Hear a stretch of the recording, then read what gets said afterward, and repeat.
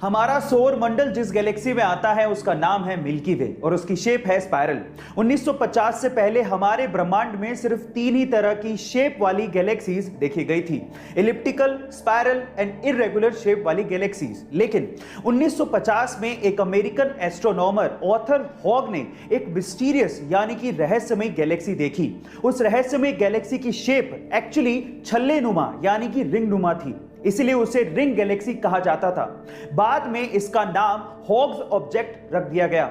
ना जाने कितने रहस्य हमारे ब्रह्मांड में छुपे हुए हैं। आपको ये इंफॉर्मेशन जान के कैसा लगा चैट सेक्शन में जरूर लिखिएगा। सिख कौम का नाम उनके काम के साथ साथ उनके गुरुओं की महान सोच की वजह से भी है। कैसे, मैं आपको बताता हूं। क्या आपको पता है कि गुरु गोबिंद सिंह जब भी कोई तीर चलाया करते थे अपने शत्रुओं पे, तो उस पे 1 तोला सोना लगाया करते थे। अब आप लोग कहेंगे तीर पे 1 तोला सोना, समझ नहीं आया क्यों लगाते थे।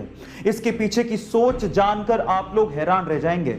गुरु गोबिंद सिंह ये चाहते थे कि उनका तीर जिस भी शत्रु को घायल करे वो इस 1 तोला सोना से अपना इलाज करवाए और अपनी जिंदगी को अच्छे से व्यतीत करे, और अगर उसकी मृत्यु हो जाए तो उसका अंतिम संस्कार अच्छे से किया जा सके।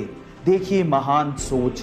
गाइस अक्सर इंडिया में जब लोग बीमार पड़ते हैं ना, तो वो डॉक्टर के पास जाने की बजाय सीधे दवाई की दुकान वाले भैया के पास चले जाते हैं, उसे अपनी बीमारी बताते हैं और उसे दवाई ले आते हैं। कभी कभार हम उससे ठीक भी हो जाते हैं, लेकिन कभी कभार उसके भयंकर परिणाम भुगतने पड़ते हैं। अब इसी से रिलेटेड मैं आपको एक बहुत इंपॉर्टेंट इंफॉर्मेशन देना चाहता हूं। अगर अगली बार आप डॉक्टर की पर्ची के बिना किसी दवाई की दुकान पर जाएं, तो प्लीज दवाई खरीदने से पहले उसे पलटकर रेड स्ट्रिप यानी कि लाल पट्टी जरूर चेक कर ले। अगर उस दवाई के ऊपर रेड स्ट्रिप यानी कि लाल पट्टी बनी हुई है तो उसे ना खरीदें, क्योंकि उसका मतलब ही यही है कि उस दवाई को जिसके ऊपर रेड स्ट्रिप या लाल पट्टी बनी है, बिना डॉक्टर की सलाह के ना तो खरीदा जा सकता है ना ही इस्तेमाल किया जा सकता है। एंटीबायोटिक के गलत इस्तेमाल को रोकने के लिए दवाइयों के पीछे रेड स्ट्रिप यानी कि लाल पट्टियों का इस्तेमाल किया जा रहा है। गाइस, क्या इसके पहले तक इफेक्ट आप जानते थे? और अगर नहीं जानते थे तो चैट सेक्शन में जरूर लिखिएगा। चलिए गाइस, एक सिंपल सा सवाल पूछता हूं। मेरा सवाल यह है कि टेलीफोन का आविष्कार किसने किया था? जरा गैस करिए। आपका गैस बिल्कुल ठीक है, वो थे अलेक्जेंडर ग्राहम बेल। लेकिन अफसोस की बात पता है क्या है? अफसोस की बात यह है कि जिस टेलीफोन का आविष्कार ग्राहम बेल ने किया था, उसका उपयोग वो अपने ही घर पे अपनी मां से और अपनी पत्नी से बात करने के लिए नहीं कर सकते थे। क्या उसके पीछे का रीजन जानते हैं? उसके पीछे का रीजन यह है कि उनकी मां और उनकी पत्नी दोनों डेफ यानी कि बहरी थी, वो सुन नहीं सकती थी।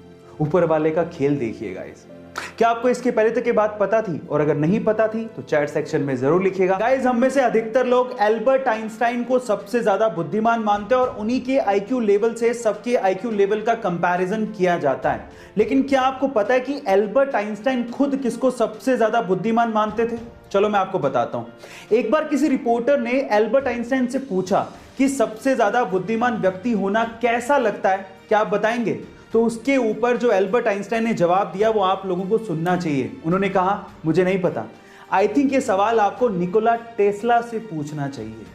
गाइज, अगर निकोला टेस्ला नहीं होते तो ऐसे बहुत सारे इन्वेंशंस हैं जो कि कभी पॉसिबल ही नहीं हो पाते। इसीलिए साइंस कम्युनिटी उन्हें सबसे ज्यादा बुद्धिमान और जीनियस मानती है। गाइस, आपका इसके बारे में क्या ख्याल है? चैट सेक्शन में जरूर लिखिएगा। और गाइस, क्या आपको पता है कि डीजल इंजन का आविष्कार रुडोल्फ डीजल ने किया था? लेकिन अफसोस की बात यह है कि 1913 में रुडोल्फ डीजल ने सुसाइड कर लिया था। और सुसाइड का रीजन जान के आप लोग हैरान रह जाओगे।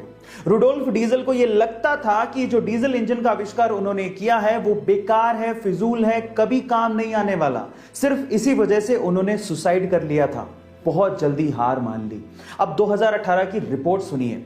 2018 की रिपोर्ट के अनुसार पूरी ही दुनिया के 60% व्हीकल्स में डीजल इंजन लगा हुआ है। इसीलिए कहते हैं इतनी जल्दी हार नहीं माननी चाहिए। किस्मत का पहिया कब पलट जाए किसी को नहीं पता। गाइस, इंडियन पॉलिटिक्स में आज भी श्री अटल बिहारी वाजपेयी जी का नाम सम्मान से लिया जाता है। अब चाहे वो कोई भी पॉलिटिकल पार्टी ही क्यों ना हो, उसके पीछे का रीजन है उनकी समझ और उनकी बोलने की कला। लोग इसके कायल थे। चलो मैं इसका एक एग्जांपल देता हूं। एक बार एक पाकिस्तानी महिला पत्रकार ने श्री अटल बिहारी वाजपेयी जी को कहा कि अगर आप मुंह दिखाई में मुझे कश्मीर दे देंगे तो मैं आपसे शादी कर लूंगी। तो इस बात पे अटल बिहारी वाजपेयी जी ने जो बेबाक जवाब दिया वो आप लोगों को सुनना चाहिए, मजा आ जाएगा। उन्होंने कहा, ठीक है, पर मुझे दहेज में पूरा का पूरा पाकिस्तान चाहिए। तो इस बात पे महिला पत्रकार बिल्कुल चुप हो गई। गाइस, आपका इस घटना के बारे में और अटल बिहारी वाजपेयी जी के बारे में क्या ख्याल है, चैट सेक्शन में जरूर लिखिएगा। और गाइस, आपने ब्लड ग्रुप्स के बारे में तो जरूर सुना होगा, blood group A, blood group B, ये बड़े कॉमन ब्लड ग्रुप्स हैं जो कि अमूमन आपको बहुत सारे लोगों में मिल जाएगा। लेकिन इस दुनिया में एक ब्लड ग्रुप ऐसा भी है जो कि पूरी ही दुनिया में मात्र 43 यानी कि 43 लोगों में ही पाया जाता है। ओह माय गॉड, इसे rarest of the rare blood group भी कहा जाता है। इस ब्लड ग्रुप का नाम है RH नल।